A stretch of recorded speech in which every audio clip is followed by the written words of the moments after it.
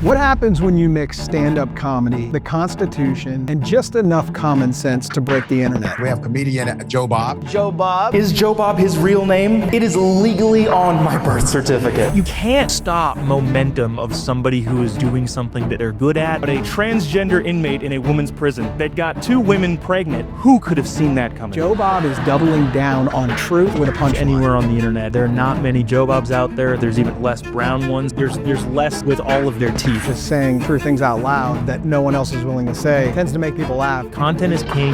Funny is funny. Just be prepared for snark and sarcasm at a level that you probably haven't seen before. Hey guard, I think I'm a woman. The guard gets to say, all right, let's schedule your surgery. Chop, chop, Robert, time to meet Roberta. Conservative comedy is really just regular comedy. If it's not funny, it's not funny. Knock, knock. Jobob's here. We the people. Why you quiet? It's time to stand up for the truth. How they coming for our kids, so who gon' stand up for the youth? Ay, and we know we win because Yeshua is the proof. Ay, we the people like Gates Garcia, so that's no excuse. What happens when you mix stand-up comedy, the Constitution, and just enough common sense to break the internet? You get Jobob. Today's guest isn't just funny, he's fearless. In a time when most comedians are busy apologizing for last week's jokes, Jobob is doubling down on truth with a punchline. He's a viral sensation, a culture warrior disguised as a comic, and one of the freshest voices in a conservative movement that desperately needs to learn how to laugh again. But this episode isn't just about jokes. It's about why laughing matters, why comedy is one of the last free spaces in American culture, why the left used to own humor, but the right is stealing the show one meme at a time. We're also going to talk about the youth movement and conservatism, because if you haven't noticed, the next generation isn't falling in love with big government and safe spaces. They're craving truth, strength, purpose, and yes, a little sarcasm along the way. This is We the People, where faith, family, and freedom meets fearlessly in the middle of the culture war. Knock, knock. Jobob's here. What's up, Jobob? I'm gonna have to bring you on the road to give like an intro. Like I'd like that anytime I walk into a room, just like presenting, and then you go through what you just said. That'd be great for me. But yeah, man, thanks for having me. This is fun. I'll be your conservative hype man anywhere you bring me, brother. You bring the laughs, I'll bring the energy. It'll be a great combination. So let's kind of start there. You're known as a conservative comedy sledgehammer. Are you gonna make us laugh today? Make us think? Maybe a little bit of both? Well, first things first, I feel like anytime I have new friends, which your audience probably is, Jobob, that's probably what people are scratching their head about the most. Legally on my birth certificate, one grandpa was Joe, the other one was Bob, and my parents YOLO'd and combined them together. So that's where you get that, in case that was a confusing element at the onset of this. As far as it's difficult because in the modern age, truth is just funny. Just not in the modern age, but in general. But like right now specifically, that's what matters. Overall, truth is funny. Comedy comes from things that are true. And so to say like, oh, are we going to be funny or are we going to tell the truth? It's kind of like one and the same. And that's where you find the funniest punchlines, where you've got something that is just objectively true and everybody knows it. And maybe you throw in a different way to say it, and maybe there's a story element that makes it a little bit more funny. But at the end of the day, the two are kind of inseparable, which is why I think you have conservatives who, just generally speaking, have a rosier outlook on things. Because yeah, the truth is funny, and whether or not you're in a good position or a bad position, humor will always be there, and you're never going to be short of it if you are in the headspace that can provide reality and truth and logic to exist. Because that, again, at the end of the day, I'm just reiterating, it's always funny. Yeah, I think that sometimes just saying true things out loud that no one else is willing to say tends to make people laugh. We're going to talk about the ESPYs. I think we saw some of that at the ESPYs recently. But maybe just start us off, Jobob. Where's a better place to start than your best current affairs joke right now? Oh, I don't know necessarily current events. I think any stand-up comedian, and in some ways I hesitate to call myself that, even though I do quite a bit of stand-up comedy. Everybody's always trying to work on new things, and I think developing material is the most fun part about this. And so all that saying, I was working on a new kind of bit. You have to forgive me because it's not entirely together, but the idea that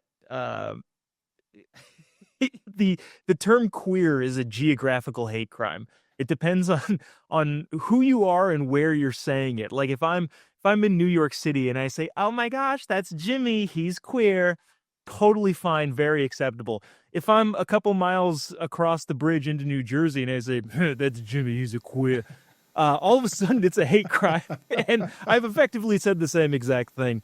Again, the verbiage probably is not necessarily fleshed out or ready for a stage, but I don't know, that's the most recent thing I'm probably working on. If I could probably dig a little bit further, but there you go. There's No, that's ironic elements of saying a singular phrase in different ways. no, it speaks a lot about culture. I mean, you cross over state lines, the politics change, the jokes are interpreted differently, but still funny. So Jobob, when did you realize that laughter, you might call it a tool? I'm going to call it a weapon. I mean, you sort of use it that way when you're aiming at the left. I mean, when did you realize that you could be using this to a cultural advantage? I don't even know that that's necessarily the correct contextual element to put it in, because I kind of think just overall throughout, I don't know, my teenage years in my 20s, kind of thinking, well, how do I change my mind? And it's never been somebody yelling at me or never been anybody who's angry. I've been further embedded in something that I already believe by not necessarily anger, but intensity, because those are different things.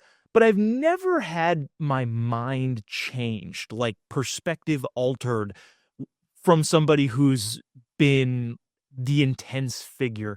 Any, formidable college classes I took or any, I don't know, policy issues I've taken have always been like lighthearted conversation of thinking about it going, it's a disarming mechanism, and I think it's meant to be that. Because at the end of the day, you're trying to change hearts and minds, and I don't think you do that by yelling at somebody, which libs continue to do. And so I guess to answer the question of like, when did you figure it out? Like, I don't know, it's just always how personally I've had my, not necessarily mind changed, because that has its own connotations in the modern era. But the only time I've really been able to look introspectively at something is after it's been brought about in a more lighthearted way. Because that actually gets people to think, right? You can pound people with facts and information, and that's good. We need all that sort of stuff. But at a certain point, you're kind of bolstering a side that already agrees with you, and you have to motivate the base. That's definitely an element.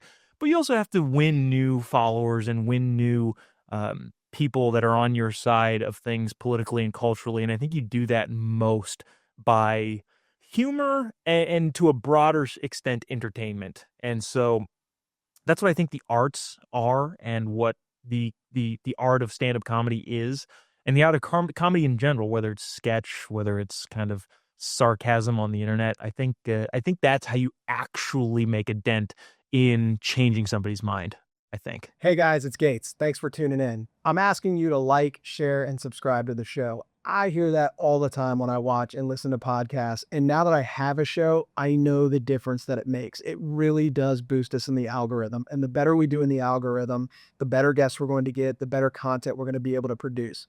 This show is not mine, it's yours. So in a way, you're helping yourself. So please like, share, and subscribe, and God bless.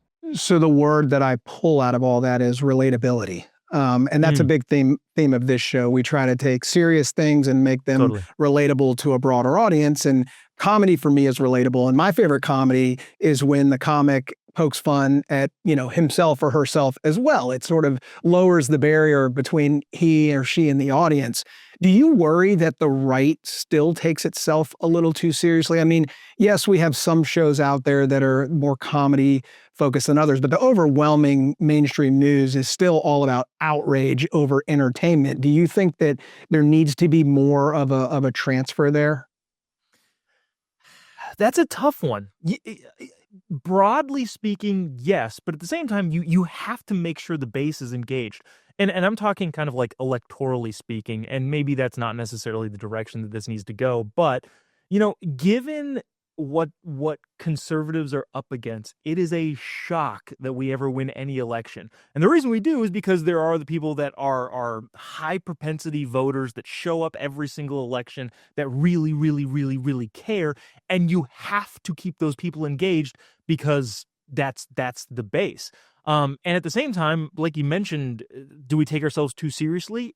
Sometimes, but I don't necessarily know how much damage is done if a particular individual is always serious, or if a particular individual is always making a joke, because you're doing different jobs. The way I feel like it's best described as formerly the NFL kickoff, but I guess college is the only one doing it nowadays. Where you kick the ball off, and the receiving team will have like a wall of people, generally speaking, and on the kicking team, if you're trying to go down and make a tackle, you've got different jobs. You've got people that need to burst through the barrier in order to break the wall down, and then you have other people, your cornerbacks, your kind of more agility players that have to actually go make the tackle. Both are necessary. You can't do it with just the people who are going to make the tackle, because then the wall will succeed, or the wall busters, because then nobody's actually there to make the tackle. And so what I think I'm saying ultimately is, do we take ourselves seriously, sometimes too seriously? Yes, but I don't necessarily know that needs to take a step back from the people who are always serious, and instead needs to implement new voices that are kind of bridging that gap between seriousness and sarcasm and snark and funny. So I don't necessarily think it's a bad thing that a lot of conservative media is very serious, because I don't know if them attempting to be like entertaining and comedic will work. And two, I just think it's a multifaceted approach. And that was probably a pretty in-depth answer for saying, yeah, we do, but I don't necessarily know that it's a bad thing entirely. And other voices that don't take it so seriously just need to come to the forefront and do the same thing effectively, hopefully get the job done. Yeah, I mean, society and culture have plenty of serious issues that we need to talk about, but I think what some of us do, you especially, or sometimes when we don't take them as serious, we can still convey worthy information, but sort of speak to newer audience in ways that absorb that information differently. You bring up a football analogy. There's no show that loves football analogies more than this one, former college football player, but you mentioned sort of breaking through this wall. That's exactly what you've done in the comedy space. I mean, in an age where the late night gigs have, the clubs you're going into have trigger warnings, and, the shows on late night TV, which we're going to get to, sort of are a DNC telethon. You found success in a world, in a space that hasn't always welcomed your point of view. How have you broke through, Jobob? Ooh, I would say, one, if you have to be good. That's the other thing. And I hate to say like, oh, I'm good at this. I'll say it, Jobob. You're really good at it. Well, thanks. I appreciate it. I'm hesitant to say it about myself, but what I've found is that at the end of the day, kind of the talent shines through regardless of, political affiliation, like if it's funny, it's funny. And Shane Gillis is probably the best example of this. Like, the dude got kicked off of SNL like a day after he got hired, and just went out and did his own thing. And at the end of the day, cream rises to the top, right? And those guys who are kind of breaking through those barriers are doing so not because they're complaining their way into it, because that just doesn't work. But if you just keep doing it and you happen to be good at it and have some sort of gift of communication, like guys like Shane, guys like Rogan too, Joe Rogan, similar example of, you can't stop momentum of somebody who is doing something that they're good at and are doing it in a way that resonates with people. Like, I've had some issues with various venues. I actually don't really do comedy clubs much because, I mean, there's a lot of different issues as to why. There's a certain kind of culture there, and I'm not trying to, talk bad about comedy clubs because they're great venues, but my brand doesn't always fit in there, so I have to go out and find other venues to go do stuff at. And we've had run-ins with where you get an email back saying, "Hey, you're not welcome here," and this is what it is. I mean, I could complain about it and like be a victim on Twitter and go, "Oh, I can't believe they didn't allow me into this place." Or you just go to the next place and like, okay, fine. Here, at the end of the day, if I'm coming into town to do a show and I go to a venue, what I'm really saying is I'm trying to give you money, right? And if you don't want that money, okay, it's fine. We'll go to the next place. And if there is no next place, we'll go to a different city. The country's a big place. And if there are gatekeepers that don't want a person with a particular worldview to come in, like, okay, I mean, at the end of the day, you're losing money, and I don't have much sympathy for you there. So yeah, I think really the question is whether or not somebody is resonating with a core audience, and if that's the case, there's really not a whole lot in the modern digital world era that can stop them.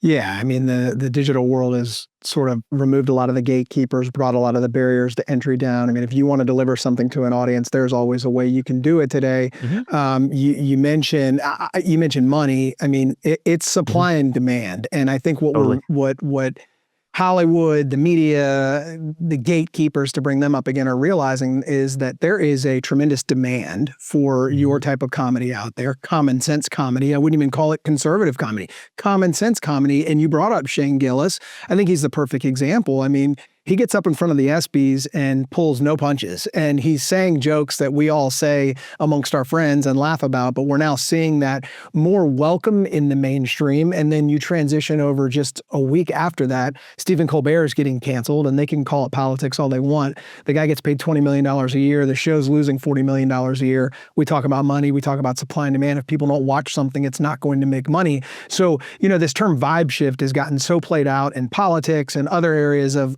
culture. But in comedy, Jobob, I mean, are we seeing a vibe shift? Has the vibe already shifted? Where are we in all of this? What's the big picture? There's a phrase, reality bats last.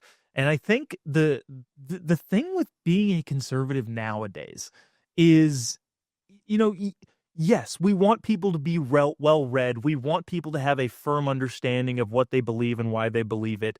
And the libs have gotten so far off the deep end that really what we are is just reality. It was representing reality. If you're going to make the claim that a dude can be a woman and there's no physiological difference between men and women and they can all compete in sports, you don't really need to argue that hard for that. It's just like, okay, well, I don't know how to help you with that. And so when you say vibe shift, yeah, I think, thinking about it in those terms, over the course of the last couple decades, right, the gatekeepers have been brought down, but they've been very hesitant to let that happen. In other words, 30 years ago, you have CBS, NBC, ABC, you get your big networks, and the powers that be are the gatekeepers there. And if you don't please those people, you can't really do anything.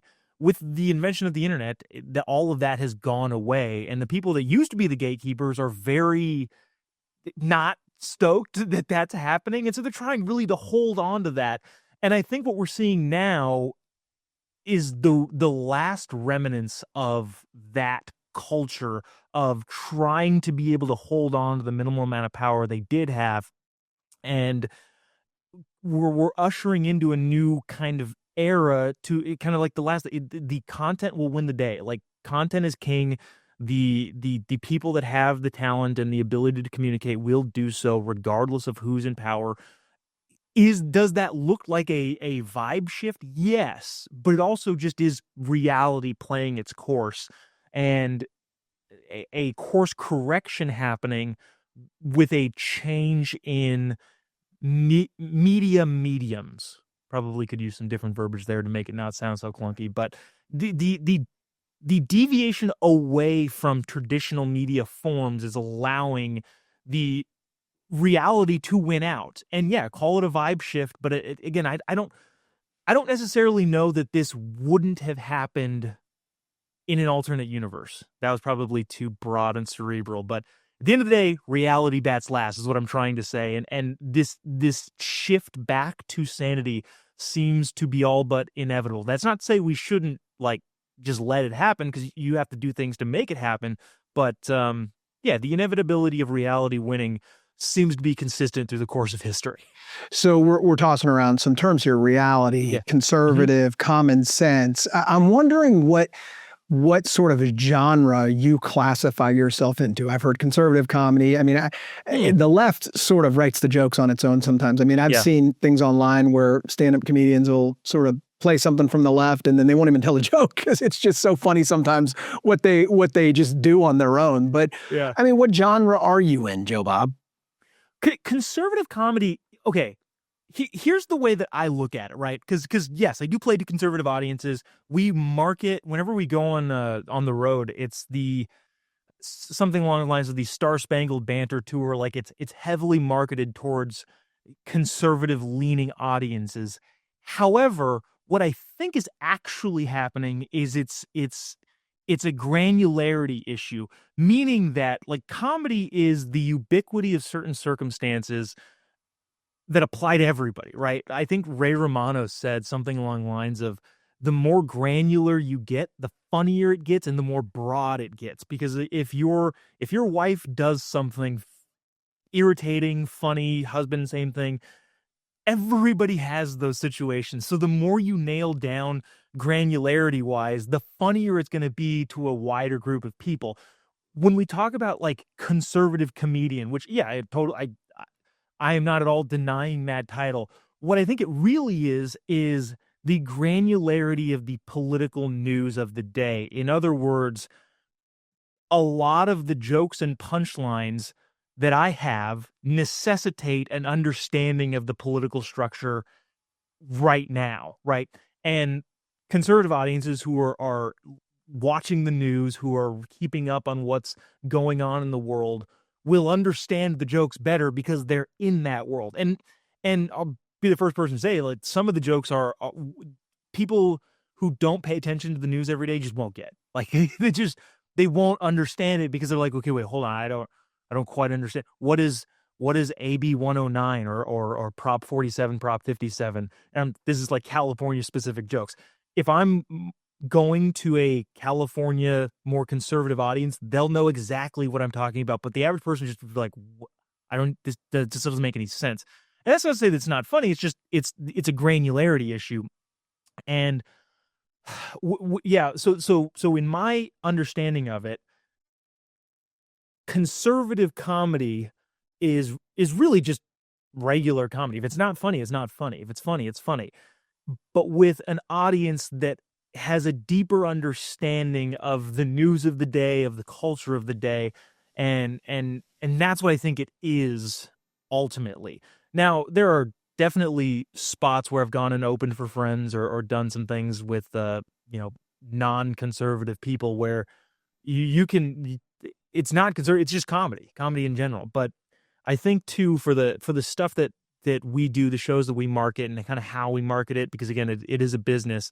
We generally tend to target people who are more attuned to the news, and those people happen to be conservative. Therefore, the show happens to be a conservative comedy show, right? I hope that makes sense, because at the end of the day, it's really just the what people know and how much they pay attention to it. And if they don't know, then yeah, they're going to be out of the loop. And generally the people that are in the loop happen to be conservatives. Funny is funny. And your comedy has allowed you to reach tons of audiences, but one that particularly stands out to me is a younger audience. You and I just attended the Turning Point Student Action Summit in Tampa, and I was blown away by the young people at this conference, mostly college students that are so involved in the conservative movement. You're obviously not that young as them, but you are younger.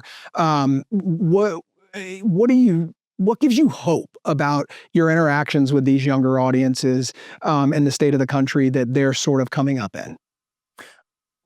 the fact that we're on the side of reality. That's, I think, the big thing. I think a lot of the political divide and kind of the resurgence of sanity has to do with how far libs have gone, right? Bill Clinton would be a right-wing MAGA extremist. His 90s policies versus what's happening today. And because of that, people, I don't want to say how do I phrase this? There's a lot of talk about Gen Z and their conservative shift, and that's all true. And I think a lot of that is due to Charlie going on campuses and doing what he does. But at the same time, it really is just reality. And I think when I meet college students and interact with them, they're not dumb. Like, that's the biggest thing. They're not stupid, right? And you can have conversations where they're open to dialogue and they understand, okay, well, this is this and this. But if you put a 6'4" dude up against a 5'7" woman and say, all right, both of you are women, fight. It's not really, at the end of this, it's not really a conservative issue. It's just like, well, yeah, that's not going to work in really any context. And that's what gives me hope ultimately, is that we are just the party of reality at this point, the side of reality. And that's why I think Gen Z is the most conservative generation, because conservatism now is right now is just accepting reality, acknowledging it, and working your way through that. But it really happens to just be the fact that reality and human nature are unchangeable, and the people that are trying to change it are going to lose, regardless of how old or young the audience is. The Winston Churchill quote of, if you're not a liberal in your 20s, you have no heart, and you're not a conservative in your 30s, you have no brain, has moved down because of how brainless you would have to be in order to buy into some of the stuff that the wokes are pushing. But, that's why I'm excited about the future of the generation. And it's good to be on the side that ultimately will win the day. You bring up Bill Clinton, speaking of jokes that write themselves, but we'll move on from there. I think the thing that we get most wrong about Gen Z is how much we underestimate them. We don't maybe we on the right do, but the world just underestimates this group of individuals. And Turning Point and you and Charlie have done a phenomenal job of reaching out to them saying, you're on the right side. Now let's keep you on that side and help you come up in a culture that respects dignity and virtue and Western civilization and all those sorts of things. Now you speak fluent meme, and meme has become a language that is speaking to millions, hundreds of millions of people. And I want to sort of talk about social media, Instagram, TikTok. Can you sort of, as someone that's in that world, can you sort of enlighten us on where the right versus the left is on there? It seems to me, now I am on the right, I am on social media, but I try to follow people on the other side to sort of read the other playbook and see what's going on. But it does seem like the right, whether it's Libs at TikTok or Babylon Bee or the stuff you're doing, it seems like we're winning that social media conversation and audience capture. Am I wrong? No. And I think part of that is good on following people that you don't agree with. If somebody were to go to my Instagram and see who I'm following, one, I don't really spend any time on Instagram, so that's probably a bad basis for it. But it's like Obama, MSNBC, the DNC, Joe Biden, Kamala, those are the people that I want to see what's happening, because that's where you're going to hone in on the better arguments for things. And I think part of the reason you're seeing conservatives winning on things, and winning, is subjective, but appear to have better outcomes, is because people aren't dumb. People understand what is a good argument and what is a bad argument. And there are arguments you might disagree with. Bill Maher is a great example of a guy who I disagree with him on a lot of things, and I'm sure a lot of conservatives do, but at least you understand the argument that he's trying to make in a lot of cases. And obviously there's clips of him, I'm sure, where you're like, this is indefensible. And that's not what I'm talking about. Just in general, overall, there are liberals that have reasoned arguments that I just happen to disagree with. Now, on the other hand, there is a flood of liberals on social media that are just, it's incoherent nonsense. And other people, it's a small minority of people, but they're very loud, very vocal, think that they've made good arguments. I was watching it was a Jubilee thing, where they've got all the people surrounded in a circle, and then there's one either, generally conservative. Charlie did it, that I think set off a stream of conservatives doing it. Shapiro did it, then Michael Knowles did it, then Jordan B. Like, there's a bunch of people that have done that. They've started bringing in liberals too, which you have to be a very brave lib to just do that. I'll say that on the outset. But there's this dude, what's his name? He got fired from MSNBC, Mehdi Hassan, I think. And he was on there, and somebody posted a clip on Threads, which is like the woke Twitter. And they said, this guy destroys a conservative person. And I kid you not, I watched the whole video going like, okay, cool, maybe he has a good argument here. It really is just, well, Donald Trump's a bad guy. What do you think about that? Like, okay, that's fine. You're allowed to think that, but why? Are we going to like further go into this argument, or is that the whole argument? And you watch all these things and you find out, okay, well, that is the argument. The argument is Orange Man bad.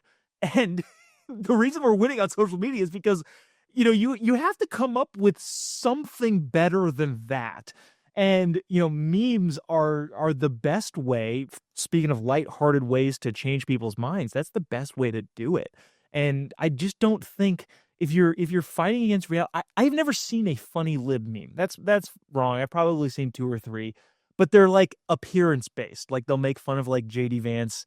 Remember when JD Vance was just in everything? And there was a couple of them that were like kind of funny, but it wasn't like a substantive theoretical argument. It was like, look, he looks like a baby. You're like, okay, I get it. It's kind of funny, but you didn't do anything. You didn't win any sort of logical debate there. You made fun of an appearance, which, if that's all you got, I'm not too worried.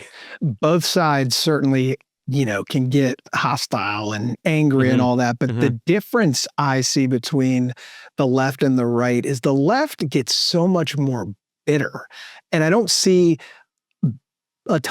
we have our issues on the right, but I don't see a ton of bitterness. We are much better at not taking ourselves seriously as the left. The left takes themselves way too seriously and they get bitter. And when you're bitter and serious, it's hard to produce comedy. And I totally agree with you. As biased as I am, I follow all the other things like I said, and like you said, and I just don't see very much comedy on the other side. So no real transition to this next thing. I'm going to ask a blind question because I know nothing about your faith. And I'd like to learn a little bit about that and know what the state of your faith is. And does comedy influence your faith? And does faith ever influence your comedy?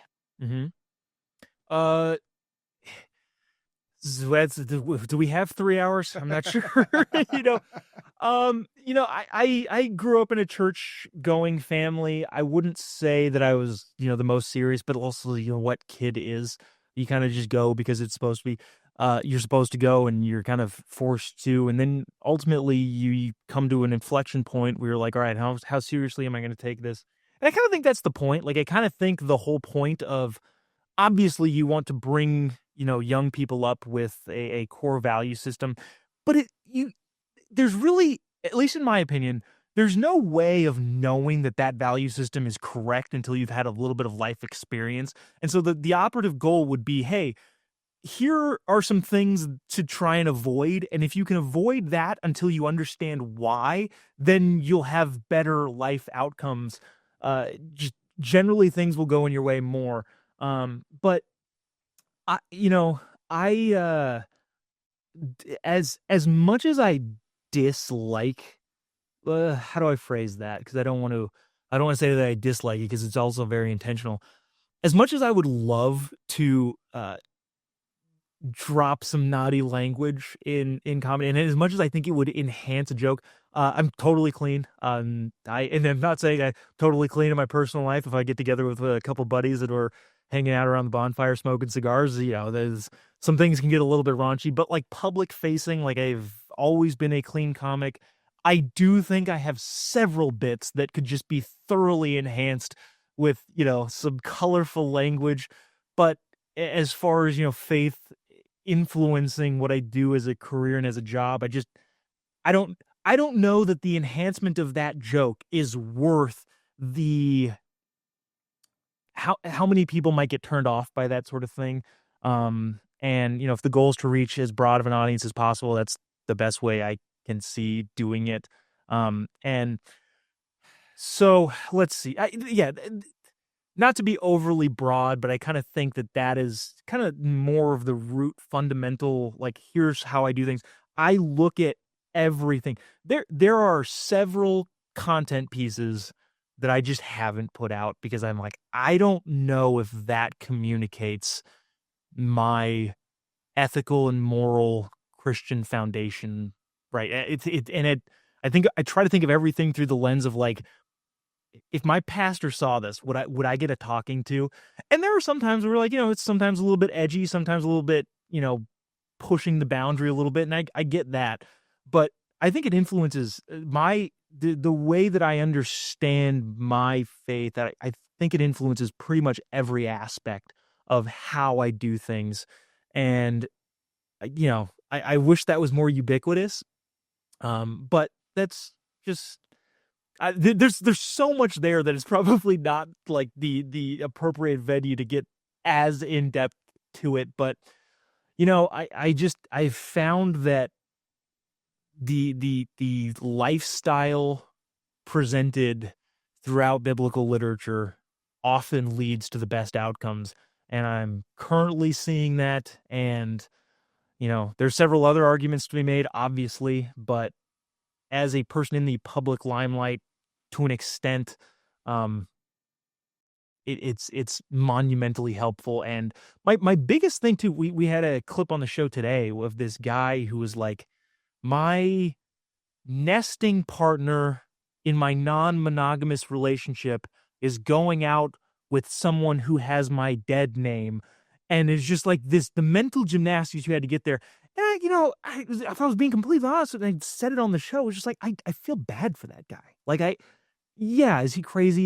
Yes. But at the end of the day, I have a sense of empathy for somebody who is so far off track that, it sounds super cliche, but you got to find God, and that's really the starting point of kind of fixing those problems. But I can go on and on and on and on and on about this, but that's kind of where I fall on that realm. I probably should talk about it more, but it definitely has a big influence on pretty much everything I do. So I'm no prude either. I mean, give me a cigar and a whiskey and put me around a campfire, or just have my Bucks losing by 3 touchdowns in the fourth quarter. And there might be a little colorful language in there as well. But all that to be said is I don't use profanity on this show. I don't censor any guests that do. It's freedom of speech. But I think there is something valuable in more wholesome ways to have dialogue. And by the way, here's maybe a contrarian take, and I say this as a huge Kevin James fan who doesn't use profanity in his acts, and this is a nod to you as well. I think it is harder to be funny without profanity and more of the risque stuff. I think that actually makes some comedians' jobs easier. You drop an F-bomb and you get a laugh, and it's harder to eliminate that from your vocabulary and be funny. So it's really kudos to you and the others that are exercising that judgment and discipline not to do that. It's a skill set. So I want to ask you about this. You're a comedian, you're a podcaster, you're a content creator, you're an influencer, you sort of live in this digital space. Do you think we'll ever see an elected official, and I mean at a prominent level, vice president, president, something like that, come from the digital world, from the content creator space? Because, people in that space have a captured following that is multiples bigger than the electorate of some of these elected officials when they announce their campaign. So when are we going to see an influencer run for president or governor or something like that? Ooh, that's I think my biggest answer is maybe. As far as like political influencer, there's several people on that I would know that would be great in public office. I mean, you could make the case that Donald Trump was an influencer before influencers were a thing, right? Very fair point. Very fair point. Yeah, hit TV show. There's a part of me that wants to say, yeah, that'll be a thing. There's another part of me though that wants to part of the reason why I think Kamala Harris didn't win, other than being a disastrously awful candidate, is that she and everybody in her circle were too online, right? They were too much of these online influencers, and they missed kind of the meat of all of the things that American people cared about. And that was their biggest flaw. So will influencer type people run for office? Yeah, I think they will. Will they do well is an entirely different question. I think not that I have any insight into what, say, a Charlie Kirk is going to do in the future as far as running politically. I think he, more than others, would recognize, hey, there are very online Twitter media arguments that happen that are not kitchen table issues. You think about the numbers, right? If you have 3 million people following you on X or Instagram or whatever, name your social media platform, that is a huge following, like unbelievably huge following. Assuming that those 3 million people are in the United States, that is 1% of the population. So are they the best barometers of what people are caring about? Maybe. Like, maybe they're good, maybe they're not.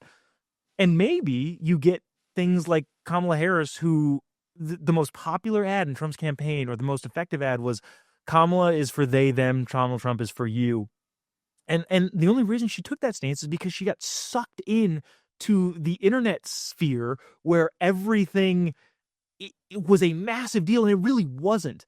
And so I think ultimately, in a roundabout way of answering this question, is like, yeah, I think influencers will run, but it's going to be really interesting to see if they understand that internet isn't real life. The most well-adjusted people I know don't have social media, and there's no way to know what they're thinking outside of like being in touch with them on a day-to-day basis. And a lot of, I think, online people are too online, and I think that is a detriment to the viability of them running for an office. So yes, I think they'll run. Will they have any success? It entirely depends if they get all of their campaign insight from their online Instagram following. That was a very good answer. I mean, a lot of times in the Thanks. podcast world, it's a cop-out to be like, great, exciting, also interesting. That was a fascinating answer. I think you articulated that very well, made some points that I myself haven't really considered in that space. I'm glad you put it that way. So I want you to plug everything you're doing and tell everybody where to find you. But last question, but before that, if you could give one message to every 20-year-old in America right now, what would it be? And would it be funny? It probably wouldn't be funny. I get to, I had it's super interesting. This is so not the answer to the question, but I think it is kind of interesting just in the way that I've been able to think about things. I've recognized the variability of the different venues that I've been in. In what that is to say, I've never bombed harder than at a Turning Point event. And that's nothing against Turning Point. That is me not understanding the room that I was going into. And I think it had to have been a couple years ago, but it was like me and then like Charlie, and then Charlie's this massive figure, and he's intense, and he's very, very articulate. And I was up there making trans jokes for 15 minutes, and people were just like, what is this? Like, what are we doing? And I've recognized that, and going forward, like, we'll kind of insert humor into political speeches when the venue calls for a political speech, as opposed to trying to do stand-up, which is a whole different thing. At SAS, I had a couple minutes on the main stage and did not say a single funny thing. To answer the question of like, will it be funny? Probably not, because I think if for some reason I had the ability to channel and talk to every single 20-year-old on the planet, one, I'd probably sell sponsorship space, because that's probably pretty lucrative. And two, I probably wouldn't try and make a joke. I'd probably say, hey, this is a serious thing. And I know that was an entire tangent from what the question was, but I would, as simple and as cliche as it sounds, I would say stay the course. Like the fact that reality and human nature exist means that all of the change or attempts to force change will all go away. All of that sort of stuff, if you stay the course and if you remain resilient, will fall by the wayside. None of that stuff really ends up mattering. I don't know if you saw Scotty Scheffler's press conference where he's talking about like the things that actually matter. That's really what matters, for lack of a better term, because you know there's so many different fights, and that might not be the best word either, but there's so many different disagreements you have with people, so many different political affiliations that come and go. But when it's all said and done, your family and your home life is the most important thing. I have a very, very, very cool job, and that is not lost on me. I am very grateful for it. It is beyond imaginable, the things that I get to do, and I'm super grateful for it. And if I needed to go work at Costco to make ends meet, because that was the only viable source, and not denigrating Costco at all, I actually think about quitting every day and working at Costco. But if that was the only, I would do it, because it doesn't matter really what I do. It matters, is my family provided for, and is the relationship between me and my wife and me and my kids good? That really is the only thing that matters. And so, yeah, if I were to tell young kids anything, it would be like the number of TikTok followers you have, the number of clicks you get on the internet, the number of people who praise the vacation that you took, literally doesn't matter at all. And stay the course in a traditional lifestyle, and things will tend to work out, right? I think I just, call it divine intervention, call it whatever you want, but stay the course. Things will work themselves out in ways that you won't even be able to think of. It just will, so long as you prioritize the right things and don't go down the rabbit hole of insanity. Shameless plug for myself. I have a piece on the front page of Daily Wire today, and I quote Scotty Scheffler in that. He said before winning, I mean, this is before he won the British Open, that if golf ever competes with my marriage and being a father, it'll be the last round of professional golf I ever play in my life. And I think, your message is sort of the broad cliche message to 20-year-olds, like invest in your future. But the way you frame it is like invest in your future the right way. And that's through interpersonal relationships and things like that, because those are the things that separate happiness from joy. Happiness is sort of short-term transactional. Joy is sort of long-term fulfillment. And the way you framed it is more towards that long-term gratification approach through those interpersonal relationships.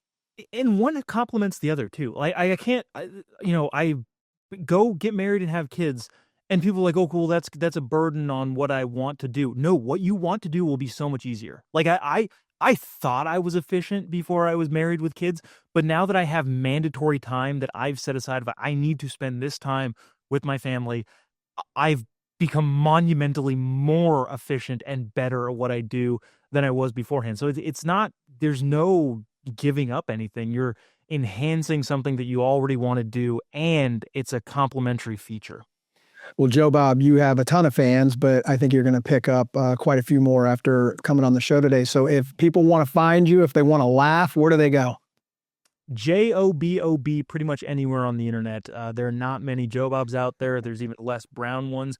And even further than that, there's less with all of their teeth. So if you see a guy with all of his teeth named Jobob, Jobob, no E, and for some, this is apropos of nothing, but the iPhone capitalizes the B in Bob, and I don't know why. It doesn't really matter, but yeah, it's a weird name, but fortunately there's not a lot of people out there with it. So just type in Jobob, you'll find me pretty much anywhere.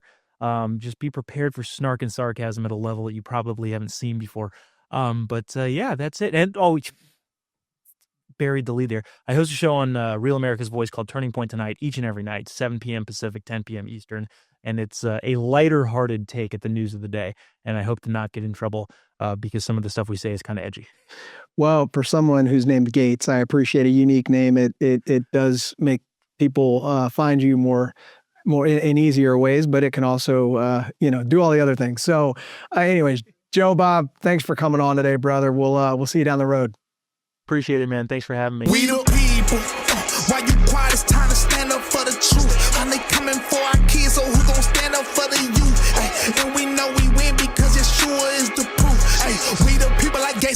so that's no excuse.